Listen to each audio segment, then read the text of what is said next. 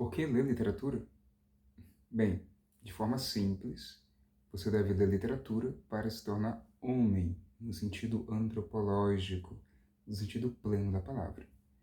Não, a literatura ela não vai servir apenas para fazer você passar numa prova de vestibular, ou, tampouco, ela é dedicada aos ditos intelectuais, aqueles homens universitários que, com muita pompa, leem muitos livros e dão entrevistas em jornais. Como nós vamos conversar no decorrer desse vídeo, a literatura ela é uma manifestação humana, tipicamente e exclusivamente humana, e, portanto, ela deve ser consumida, ela deve ser lida por todos os homens. Você pode fazer da sua própria vida uma vida literária, como nós vamos falar. Mas antes disso, se esse vídeo for útil para você, considere, no final do vídeo, não precisa ter pressa, deixar o seu like e se inscrever no canal. Eu me chamo João Lucas, e nesse vídeo piloto do canal, ou seja, nesse primeiro vídeo, eu decidi falar sobre literatura. Sou professor há alguns anos, dedico-me ao estudo da filosofia e da literatura, e hoje tenho a missão de tentar convencer você de por que você deve começar a ler literatura. Ou seja, tentar abordar uma nova perspectiva. Para deixar esse vídeo minimamente organizado, elenquei 2 motivos capitais. E aí, desses motivos capitais, vou citar alguns motivos secundários, que você também pode se beneficiar lendo literatura. Primeiro motivo, vamos começar. A literatura é essencialmente humana e tende a nos humanizar. E aqui, para falar desse motivo, cabe falar um pouco sobre a história da literatura. E o certo é que não é certo, ou seja, não há um consenso como e onde a literatura surgiu. O que nós sabemos é que, provavelmente, a literatura, antes de escrita, ela era narrada, que é evidente. Antes do homem aprender a escrever, ele aprendeu a falar. A escrita é algo muito recente. Ou seja, se você for datar quando a escrita surgiu, você vai ter uns 5.000 anos atrás. Então, e o ser humano já sabia falar muito antes disso. Aí o que acontece? O ser humano, ele sempre teve uma tendência a narrar as coisas que aconteciam com ele, a narrar a própria história. Ou seja, o ser humano sempre teve a tendência a criar mitos, a criar lendas. E dentre esses seres humanos, havia alguns que se destacavam, porque eles tinham uma certa técnica. Ou seja, eles eram artífices, eles eram artistas em contar histórias. E tratavam isso como profissão, como vida mesmo. Dentre esses artífices, nós podemos falar, por exemplo, do surgimento da literatura ocidental de Homero, que é considerado o pai da nossa literatura. Há uma discussão se Homero realmente existiu ou não, não vou entrar nela, mas o certo é que, provavelmente, Homero ele foi um homem que, antes de escrever a Ilíada, seja a história de Aquiles, a tragédia de Aquiles e Heitor, e antes de escrever a Odisseia, a história do Odisseu, de Ulisses, de Milhardiz, Homero, ele narrava as histórias. Ele somente contava em fogueiras, em praças, aqueles livros, entre aspas, de literatura. Tanto que quando você vai ler os livros, você consegue perceber uma série de repetições nos cantos que facilitam a memorização, tanto de quem está contando, de como quem está ouvindo. Então, o ser humano, ele sempre narrou histórias, as suas próprias histórias, e quando não se contentava em narrar a própria história, ele inventava histórias. Histórias de pessoas possíveis. Mesmo quando ele criava os mitos sempre eram personificados, ou seja, criados de uma forma que tinha uma relação direta com a vida humana. Então, a literatura, ela é algo essencialmente humano. Ou seja, os grandes homens do passado, eles manifestaram obras literárias a maioria das vezes. Então, quando você lê literatura, você consegue ter acesso a esse suco, a esse suprassumo da humanidade. Você consegue entender melhor um pouco como esses grandes homens pensavam. Você consegue entender o que inspirou as gerações passadas. E você consegue se conectar, com a humanidade, de forma geral. Então, muitas vezes, para você entender por que determinada geração agia de certa forma, você, em vez de ficar tentando fazer estudos antropológicos, estudos meramente científicos, seria mais interessante você procurar a literatura daquela época. Porque um autor de literatura é alguém que consegue codificar as experiências e a mentalidade vigente de toda uma geração. Então, a literatura humaniza você, torna você mais empático à medida que você consegue se comunicar com outros seres humanos e consegue ter acesso a eles. Então, esse é o primeiro motivo. Que é um motivo mais romântico, ou seja, não é um motivo que quem quer passar em prova vai querer, porque a pessoa está interessada em passar em prova, é um sentido mais pragmatista. Mas é um sentido, esse que eu proponho, ou seja, um motivo mais romântico no sentido de que não vale nada. Você não vai ganhar nada, muitas vezes, efetivamente, com isso. Mas você vai se tornar uma pessoa mais humana. O segundo motivo de por que você deveria ler literatura é que a literatura consegue tornar você mais inteligente. Cabe dizer o que é inteligente. Uma pessoa inteligente é alguém que consegue olhar para a realidade e dizer exatamente o que se passa, ou seja, o que ela vê na frente dela. Ela consegue eliminar as camadas externas, as camadas superficiais, e consegue corresponder à realidade efetivamente. Ou seja, uma pessoa inteligente é alguém bem resolvido, podemos dizer assim. Para você ser alguém bem resolvido, geralmente você recorre às suas experiências. Então, veja, por exemplo, você, quando era criança, não sabia o que era o fogo, achou interessante o fogo, colocou a mão no fogo, se queimou. Teve aquela experiência, teve dor, provavelmente, e aí você, toda vez que se aproximar do fogo, vai lembrar da sua memória, ou seja, aquela experiência ruim, você vai evitar pegar no fogo novamente. Então, veja, o ser humano, ele é um ser projetivo, no sentido de que ele age em prol do futuro, ele faz projetos, mas ele age no presente levando em conta o que aconteceu no passado. E quando nós dizemos o que aconteceu no passado, é o que fica na nossa memória, seja a nossa memória consciente ou inconsciente, porque muitas vezes a gente age sem pensar, nós agimos por costume. E o costume nada mais é que hábitos repetidos. Então, o ser humano precisa de experiências para se orientar no futuro. O ser humano sem experiência, ele não demonstra, ele não tem confiança. E geralmente quando você procura alguém para você aprender, por exemplo, você sempre procura alguém que já tem experiência. Você vai ouvir conselho de alguém que já faz aquilo que você quer aprender. Você vai procurar um professor, você geralmente procura um professor que já passou naquela prova que você quer passar. Porque a experiência do professor confere a ele uma certa autoridade na hora de falar daquele assunto, por exemplo.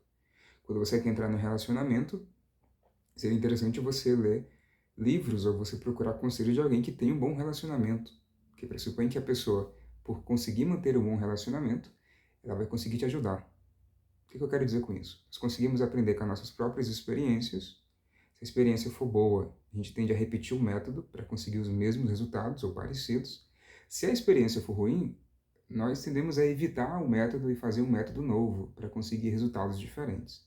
Então, nós aprendemos com a nossa própria experiência, mas nós também somos capazes de aprender com a experiência dos outros. Você observa a vida das pessoas que convivem com você, e à medida que você vai observando elas, você consegue absorver essas experiências para você mesmo.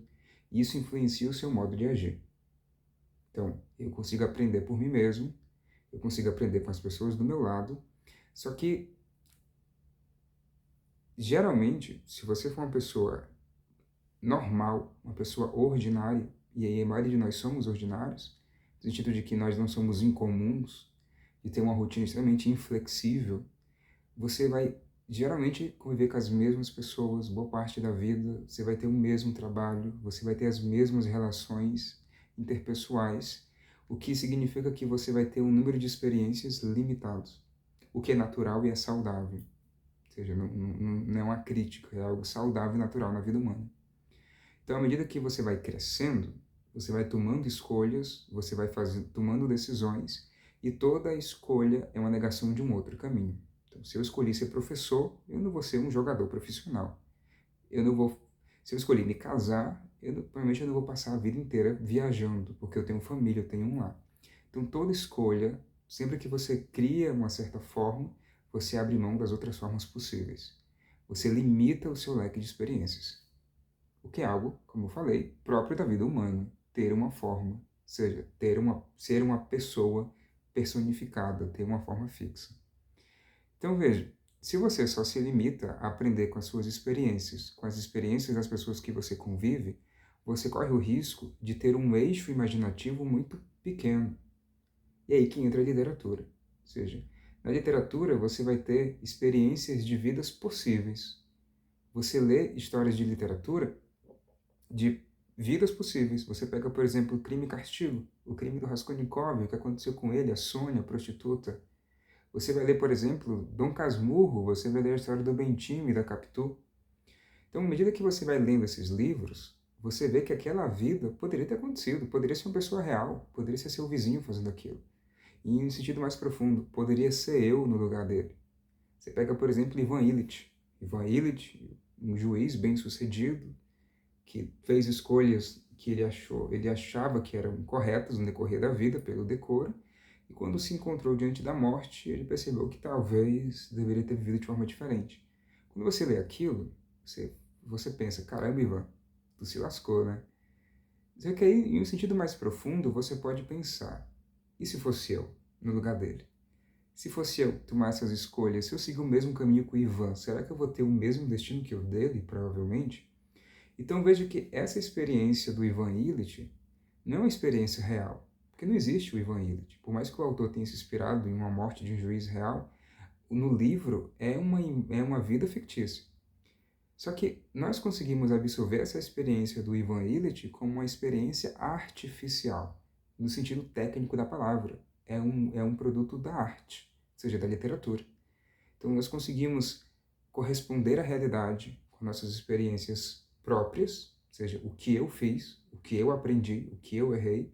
Eu consigo aprender com as experiências de quem está ao meu redor, mas eu também consigo, se eu tenho um bom repertório literário, ou seja, uma cultura literária, eu também consigo corresponder à realidade com a minha experiência artificial, com aquilo que eu aprendi na literatura.